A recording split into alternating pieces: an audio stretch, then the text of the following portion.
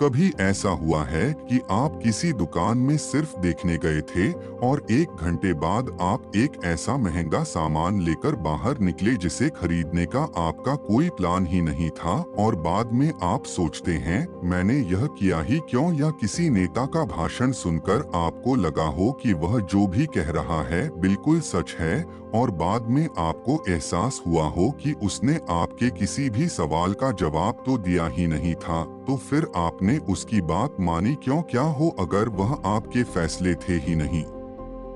क्या हो अगर कुछ खास शब्द, कुछ खास लहजे एक चाबी की तरह काम करते हैं? एक ऐसी चाबी जो आपके दिमाग के लॉजिकल हिस्से को लॉक कर देती है और सीधे आपके ऑपरेटिंग सिस्टम में एक कमांड इंस्टॉल कर देती है। यह वो खुफिया भाषा है जिसे दुनिया के सबसे ताकतवर लोग सदियों से इस्तेमाल करते आए हैं आपको कंट्रोल करने के लिए। यह स्टेज पर होने वाला जादू टोना नहीं है, यह असली हिप्नोसिस है जो हर रोज हर पल आपकी आंखों के ठीक सामने हो रहा है और आपको पता भी नहीं चलता। आपका स्वागत है ऑडियो बुक वर्ल्ड में। चलिए चैप्टर 1 पर चलते हैं। चैप्टर 1, आपके जहाज के 2 कप्तान। आपकी जिंदगी एक जहाज है और इस जहाज पर 2 कप्तान हैं। पहला कप्तान जिसे आप जानते हैं वो डेक पर खड़ा है, नक्शे देख रहा है और फैसले ले रहा है। यह आपका चेतन मन है। पर एक दूसरा अदृश्य कप्तान भी है जो जहाज के इंजन रूम में बैठा है, वो जो जहाज को असल में चला रहा है। यह आपका अवचेतन मन है और असली ताकत इसी के पास है। एग्जाम्पल, आपने सुबह 6 बजे उठने का फैसला किया। यह कॉन्शियस माइंड का फैसला था। अलार्म बजा पर आपके हाथ ने खुद स्नूज बटन दबा दिया और आप सोते रह गए। यह सबकॉन्शियस माइंड का फैसला था। इंजन रूम वाले कप्तान ने डेक वाले कप्तान के आदेश को रद्द कर दिया। रिचर्ड एल्सब्री कहते हैं कि हम अपनी पूरी जिंदगी डेक वाले कप्तान को ट्रेन करने में लगा देते हैं, पर हमारी 95% आदतें, भावनाएं और मान्यताएं इंजन रूम वाला कप्तान ही कंट्रोल करता है, और वह पुराने नक्शों, बचपन के अनुभव पर चल रहा है। हिप्नोसिस डेक वाले कप्तान से बात करने का तरीका नहीं है। यह सीधे इंजन रूम में उतरकर उस अदृश्य कप्तान को नए और बेहतर नक्शे देने की कला है। यह कंट्रोल को वापस अपने हाथ में लेने का विज्ञान है। चैप्टर 2, हिप्नोसिस क्या नहीं है। हिप्नोसिस का नाम सुनते ही हमारे दिमाग में फिल्मों वाले सीन आते हैं। एक जादूगर जो एक घड़ी को झुला रहा है और कह रहा है तुम मेरी मुट्ठी में हो, और सामने वाला एक ज़ॉम्बी की तरह मुर्गे की आवाज निकालने लगता है। ऑथर कहते हैं कि यह सब बकवास है। यह हिप्नोसिस नहीं, उसका मजाक है। असली हिप्नोसिस के बारे में कुछ सच जानना बहुत जरूरी है। एग्जाम्पल, पहला सच, हिप्नोसिस में आप सोते नहीं हैं, बल्कि आप एक डीप फोकस की स्टेट में होते हैं। जैसे जब आप कोई बहुत अच्छी फिल्म देख रहे हो और आपको आसपास की कोई खबर ही ना रहे। आप जागे हुए होते हैं और सब कुछ सुन सकते हैं। दूसरा सच, हिप्नोसिस में आपका कंट्रोल खत्म नहीं होता। कोई भी हिप्नोटिस्ट आपसे ऐसा कुछ नहीं करवा सकता जो आपके नैतिक मूल्यों के खिलाफ हो। अगर कोई आपसे बैंक लूटने को कहेगा तो आप तुरंत उस राज्य से बाहर आ जाएंगे। तीसरा सच, हर हिप्नोसिस आखिर में सेल्फ हाइप्नोसिस ही होता है। हिप्नोटिस्ट सिर्फ एक गाइड है, वो आपको रास्ता दिखाता है, पर उस रास्ते पर चलने का फैसला और उस स्टेट में जाने की इजाजत आप खुद देते हैं। असली ताकत हमेशा आपके ही पास रहती है। चैप्टर 3, ट्रेंस, वो जादुई दरवाजा। तो हिप्नोसिस काम कैसे करता है? यह एक खास मेंटल स्टेट का इस्तेमाल करता है जिसे ट्रांस कहते हैं। ट्रांस कोई रहस्यमयी अवस्था नहीं है। आप दिन में कई बार नेचुरली इस स्टेट में आते जाते हैं, जब आप कार चलाते चलाते अपने घर पहुंच जाते हैं और आपको याद भी नहीं रहता कि रास्ता कैसे कटा। जब आप कोई किताब पढ़ते हुए उसकी दुनिया में पूरी तरह खो जाते हैं, या सुबह नींद और जागने के बीच का वह पल, यह सब ट्रांस के ही रूप हैं। एग्जाम्पल, एक बच्चा जो टीवी पर अपना फेवरेट कार्टून देख रहा है। आप उसे आवाज देते हैं पर वह सुनता ही नहीं। वो फिजिकली तो कमरे में है, पर मेंटली वो उस कार्टून की दुनिया में है। वो एक हाइपोनोटिक ट्रांस में है। इस स्टेट में होता क्या है? आपके दिमाग का क्रिटिकल फैक्टर, यानी वह चौकीदार जो हर बात पर सवाल पूछता है। यह कैसे हो सकता है? वह थोड़ी देर के लिए सो जाता है और आपके सबकॉन्शियस माइंड का दरवाजा खुल जाता है। इस खुले हुए दरवाजे से आप अपने दिमाग में नए पॉजिटिव सजेशंस, सुझाव आसानी से डाल सकते हैं। जैसे एक गार्डन की मिट्टी को नरम करके उसमें नए बीज बोना। ट्रांस दिमाग की वही नरम और उपजाऊ मिट्टी है। चैप्टर 4, सुझाव की अविश्वसनीय शक्ति। हिप्नोसिस का पूरा खेल एक ही चीज पर टिका है, सजेशन, सुझाव। एक हिप्नोटिस्ट का काम सिर्फ सही समय पर सही तरीके से सही सुझाव देना है। हमारा सबकॉन्शियस माइंड एक 5 साल के बच्चे की तरह है। वो तर्क नहीं करता। वो हर सुझाव को एक आदेश की तरह लेता है और उसे सच मान लेता है, खासकर जब वो ट्रांस स्टेट में हो। एग्जाम्पल, एक स्टेज हिप्नोटिस्ट एक लड़के को ट्रांस में ले जाकर कहता है, तुम्हारा हाथ इस मेज से चिपक गया है, तुम इसे उठा नहीं सकते। अब लड़का अपनी पूरी ताकत लगा देता है, पर वह अपना हाथ नहीं उठा पाता। क्यों? क्या हाथ सच में चिपक गया है? नहीं, उसके सबकॉन्शियस माइंड ने उस सुझाव को हकीकत मान लिया है और वह दिमाग से हाथ तक जाने वाले सिग्नल को ही ब्लॉक कर रहा है। यह शक्ति सिर्फ स्टेज पर ही काम नहीं करती, यह आपकी जिंदगी में हर पल काम कर रही है। मैं हमेशा लेट हो जाता हूँ। मैं कभी वजन कम नहीं कर सकती। पैसा कमाना बहुत मुश्किल है। यह सब वह नेगेटिव सुझाव हैं जो आपने खुद को दिए हैं और आपका सबकॉन्शियस माइंड उन्हें सच साबित करने में लगा हुआ है। हिप्नोसिस इन पुराने नेगेटिव सजेशंस को नए पॉजिटिव सजेशंस से बदलने का तरीका है। मैं हमेशा समय पर पहुंचता हूं। मेरा शरीर एक फैट बर्निंग मशीन है। पैसा मेरी तरफ आसानी से आता है। चैप्टर 5, दिमाग का फायरवॉल। हमारे कॉन्शियस और सबकॉन्शियस माइंड के बीच एक फायरवॉल होता है। इसे ड्यू क्रिटिकल फैक्टर कहते हैं। यह आपका मानसिक सुरक्षा गार्ड है। इसका काम है हर आने वाले विचार की जांच करना और यह तय करना कि वह आपकी मौजूदा मान्यताओं से मेल खाता है या नहीं। अगर कोई नया विचार आपकी पुरानी प्रोग्रामिंग से मेल नहीं खाता, तो यह फायरवॉल उसे रिजेक्ट कर देता है। यही वजह है कि सिर्फ पॉजिटिव थिंकिंग से आदतें बदलना इतना मुश्किल होता है। एग्जाम्पल, एक इंसान जो सालों से यह मानता आया है कि मैं कॉन्फिडेंट नहीं हूं।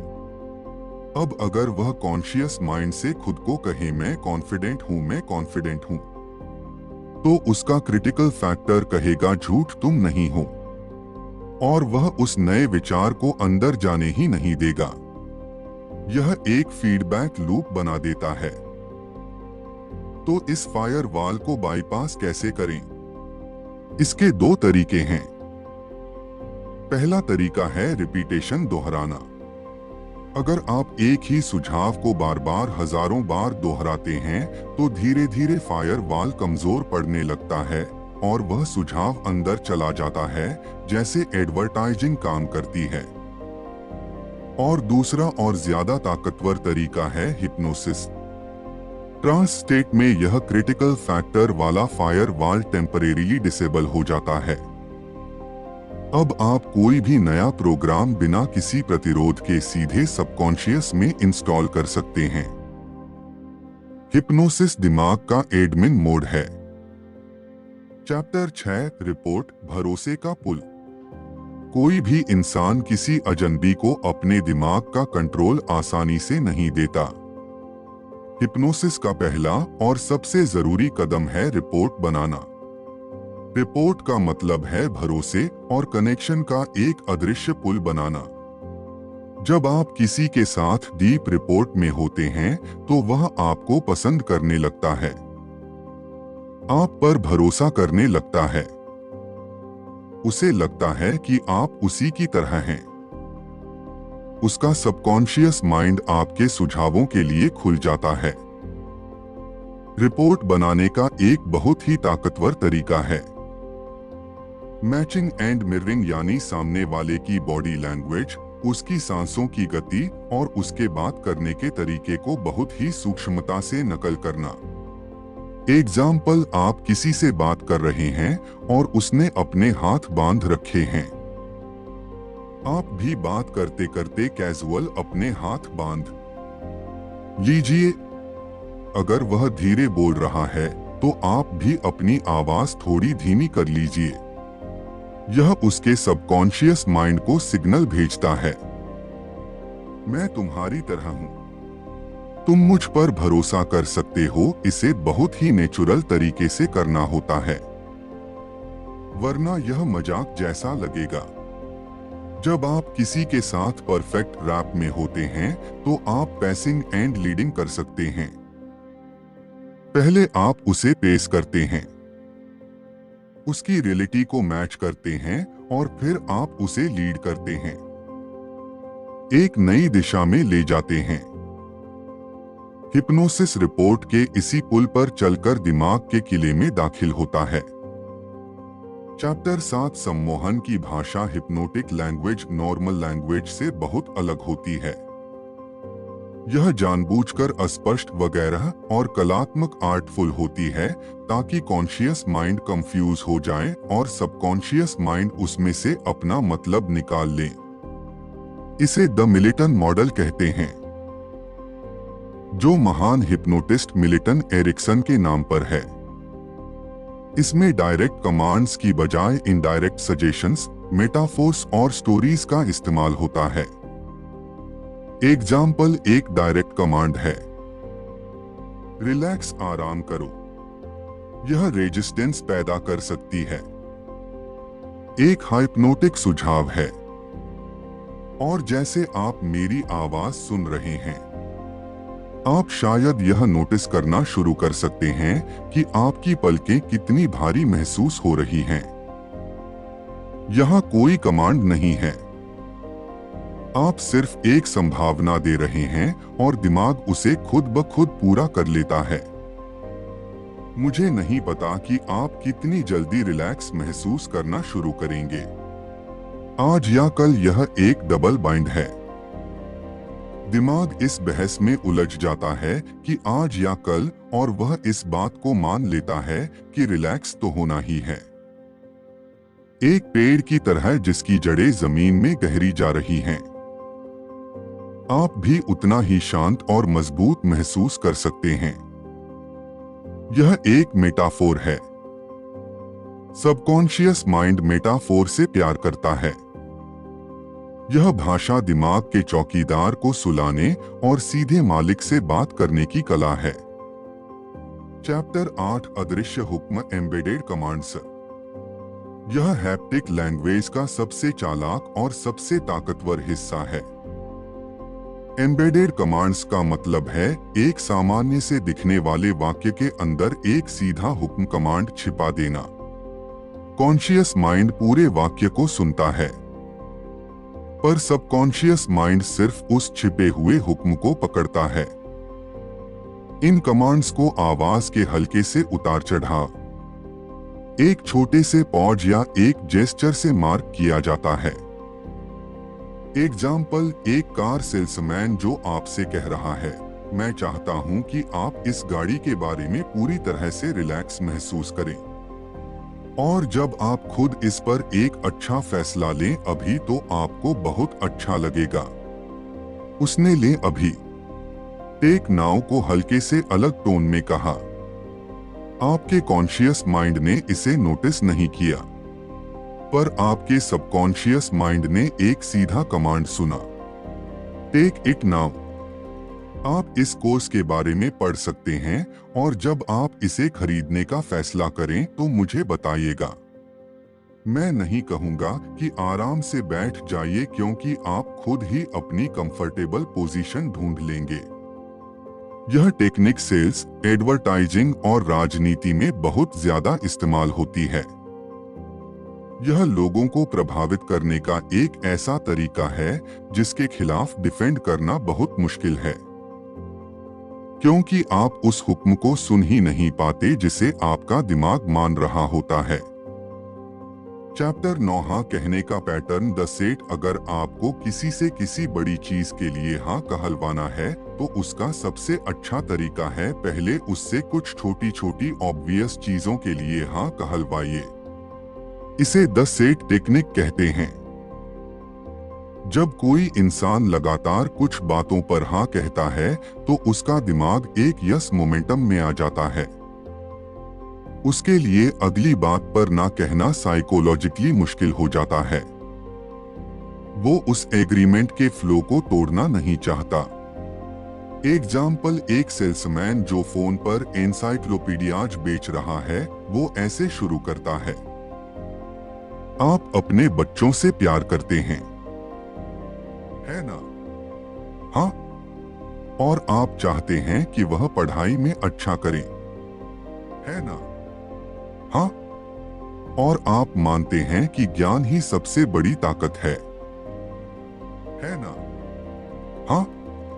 तो अगर मैं आपको एक ऐसा टूल दिखाऊं जो आपके बच्चों को ज्यादा ज्ञानी बना सकता है तो आप उसमें इंटरेस्टेड होंगे, है ना?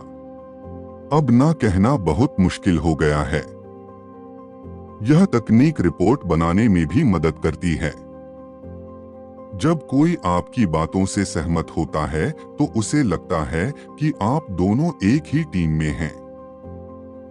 यह रेजिस्टेंस को कम करता है और आपके मुख्य सुझाव के लिए एक रास्ता तैयार करता है। हिप्नोटिस्ट्स इसका इस्तेमाल ट्रांस में ले जाने के लिए करते हैं। आप यहाँ एक कुर्सी पर बैठे हैं। हाँ, आप मेरी आवाज सुन सकते हैं। हाँ।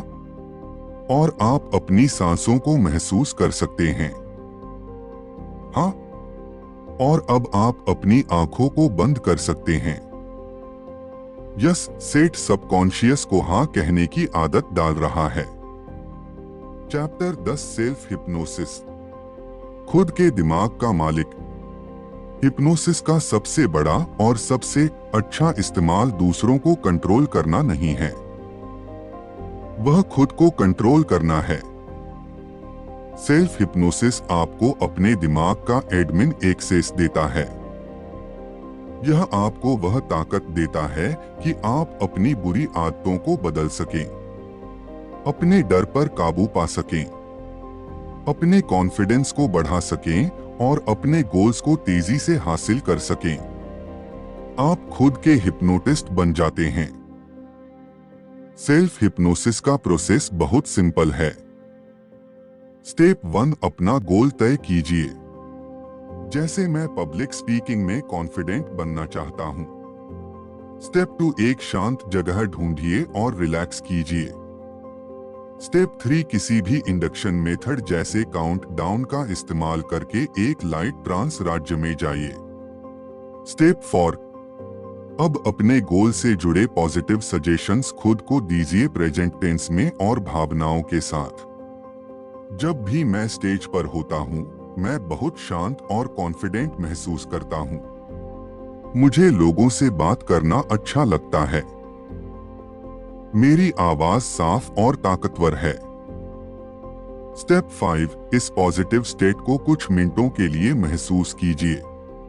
स्टेप 6 और फिर 1 से 5 तक गिनकर खुद को पूरी तरह से जागा हुआ और फ्रेश महसूस करते हुए ट्रांस से बाहर ले आइए। इस प्रोसेस को रोज 10 से 15 मिनट के लिए प्रैक्टिस कीजिए। आप अपने दिमाग की पुरानी नेगेटिव प्रोग्रामिंग को मिटाकर एक नई पावरफुल प्रोग्रामिंग इंस्टॉल कर रहे हैं। यह आपकी जिंदगी का सबसे बड़ा सॉफ्टवेयर अपडेट हो सकता है। चैप्टर 11, बुरी आदतों को हमेशा के लिए छोड़ें। आपकी बुरी आदतें जैसे स्मोकिंग, नेल बिटिंग या प्रोक्रेस्टिनेशन आपकी विल पावर की कमी नहीं है।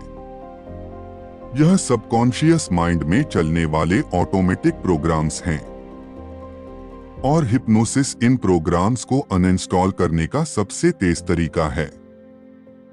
सेल्फ हिप्नोसिस में जाकर आप 2 पावरफुल टेक्निक्स का इस्तेमाल कर सकते हैं। पहली है एवर्सन थेरेपी, यानी उस बुरी आदत को एक बहुत ही खराब फीलिंग के साथ जोड़ देना। एग्जाम्पल, एक इंसान जो स्मोकिंग छोड़ना चाहता है वो सेल्फ हिप्नोसिस में जाकर विजुलाइज करता है कि जैसे ही वह सिगरेट को अपने होठों से लगाता है उसके मुंह में एक बहुत ही गंदा सड़ा हुआ स्वाद भर जाता है। वो इतनी तीव्रता से कल्पना करता है कि उसे सच में उल्टी आने लगती है। इस प्रोसेस को बार बार दोहराने से उसका सबकॉन्शियस माइंड सिगरेट और उस गंदी फीलिंग को एक साथ जोड़ देता है। अब असल जिंदगी में भी सिगरेट का ख्याल आते ही उसे वही गंदी फीलिंग आने लगती है। दूसरी तकनीक है रिप्लेसमेंट। आपका दिमाग खालीपन पसंद नहीं करता। आपको बुरी आदत की जगह एक अच्छी आदत को रखना होगा। जैसे जब भी स्मोकिंग की इच्छा हो तो उसकी जगह एक गिलास ठंडा पानी पीना या 3 गहरी सांसें लेना। हिप्नोसिस में इस नए पॉजिटिव बिहेवियर को पुरानी आदत के ट्रिगर के साथ जोड़ दीजिए। चैप्टर 12, डर और फोबिया पर जी। डर सिर्फ एक भावना नहीं है, यह एक लर्नर्ड रिस्पांस है। आपके दिमाग ने किसी चीज जैसे मकड़ी, ऊंचाई या पब्लिक स्पीकिंग को खतरे के सिग्नल के साथ जोड़ दिया है। यह एक फल्टी प्रोग्राम है। हिप्नोसिस इस फॉल्टी कनेक्शन को तोड़ने में अविश्वसनीय रूप से असरदार है। यह आपके सबकॉन्शियस माइंड को एक सेफ स्पेस में ले जाकर उस डर का सामना करना सिखाता है और उसे एक नई काम रिस्पांस से बदल देता है। एग्जाम्पल, एक लड़की जिसे लिफ्ट में जाने से बहुत डर लगता था। एक हिप्नोटिस्ट ने उसे ट्रांस में ले जाकर एक मेंटल मूवी थिएटर में बिठाया। उसने लड़की से कहा कि वो थिएटर की स्क्रीन पर खुद को एक लिफ्ट में जाते हुए देखें जैसे वह कोई और हो। फिर उसने लड़की को मूवी के अंदर कदम रखने को कहा और उस एक्सपीरियंस को फर्स्ट पर्सन में जीने को कहा, पर पूरी तरह शांत और रिलैक्स्ड रहते हुए। इस प्रोसेस ने उसके दिमाग को रिट्रेन कर दिया। लिफ्ट और डर का कनेक्शन टूट गया और लिफ्ट और काल का नया कनेक्शन बन गया। चैप्टर 13, कॉन्फिडेंस का सॉफ्टवेयर इंस्टॉल करें। कॉन्फिडेंस कोई ऐसी चीज नहीं है जो आपके पास होती है या नहीं होती। कॉन्फिडेंस एक स्टेट ऑफ माइंड है, एक फीलिंग है और किसी भी फीलिंग की तरह इसे भी ट्रिगर किया जा सकता है। हिप्नोसिस आपको कॉन्फिडेंस का ऑन स्विच देता है।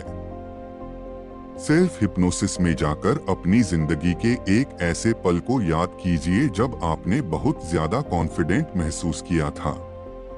शायद जब आपने कोई अवार्ड जीता था या कोई एग्जाम टॉप किया था। उस पल में वापस जाइए, जो आपने देखा था उसे देखिए, जो आपने सुना था उसे सुनिए और सबसे जरूरी उस कॉन्फिडेंस की फीलिंग को अपने पूरे शरीर में महसूस कीजिए। उस फीलिंग को 10 गुना बढ़ा दीजिए और जैसे ही वह फीलिंग चरम पर हो उसे एंकर कर दीजिए अपनी मुट्ठी भींचकर। एग्जाम्पल, एक सेल्समैन जिसे कोल्ड कॉलिंग करने में डर लगता था, उसने अपने लिए कॉन्फिडेंस एंकर बनाया। अब हर कॉल करने से ठीक पहले वो अपनी मुट्ठी भींचता था। वो कॉन्फिडेंस की फीलिंग तुरंत वापस आ जाती थी और उसकी आवाज में डर की जगह ताकत आ जाती थी। आप खुद को फ्यूचर में भी कॉन्फिडेंट होते हुए विजुअलाइज कर सकते हैं। इसे फ्यूचर पैसिंग कहते हैं। अपनी अगली इंपॉर्टेंट मीटिंग या प्रेजेंटेशन में खुद को पूरी तरह सफल और कॉन्फिडेंट देखिए। आप अपने सबकॉन्शियस माइंड को सफलता के लिए पहले से ही प्रोग्राम कर रहे हैं। चैप्टर 14 सबसे बड़ा नियम हिप्नोसिस की ताकत एक दोधारी तलवार की तरह है। इसका इस्तेमाल लोगों की मदद करने, उन्हें हील करने और एम्पावर करने के लिए किया जा सकता है, और इसका इस्तेमाल उन्हें मैनिपुलेट करने, धोखा देने और कंट्रोल करने के लिए भी किया जा सकता है। इसलिए हिप्नोसिस का सबसे पहला और सबसे बड़ा नियम है एथिक्स, नैतिकता। डू नो हार्म, किसी को नुकसान मत पहुंचाओ, हमेशा सामने वाले की भलाई के लिए और उसकी इजाजत से ही इन तकनीकों का इस्तेमाल करें। एग्जाम्पल, एक सेल्समैन यस सेट और एम्बेडेड कमांड्स का इस्तेमाल किसी को एक ऐसी पॉलिसी बेचने के लिए कर सकता है जिसकी उसे जरूरत नहीं है। यह अनएथिकल है। या वही सेल्समैन इन्हीं टेक्निक्स का इस्तेमाल एक कंफ्यूज्ड क्लाइंट को उसकी जरूरत के हिसाब से सबसे बेस्ट पॉलिसी चुनने में मदद करने के लिए कर सकता है। यह एथिकल है। टेक्निक्स वही है पर नियत अलग है। रिचर्ड एल्सबरी इस बात पर बहुत जोर देते हैं कि अगर आप इन शक्तियों का गलत इस्तेमाल करेंगे तो आखिर में यह आप पर ही भारी पड़ेंगी। आपका सबकॉन्शियस माइंड हमेशा सच जानता है। जब आप किसी और को धोखा देते हैं तो आप खुद को भी धोखा दे रहे होते हैं।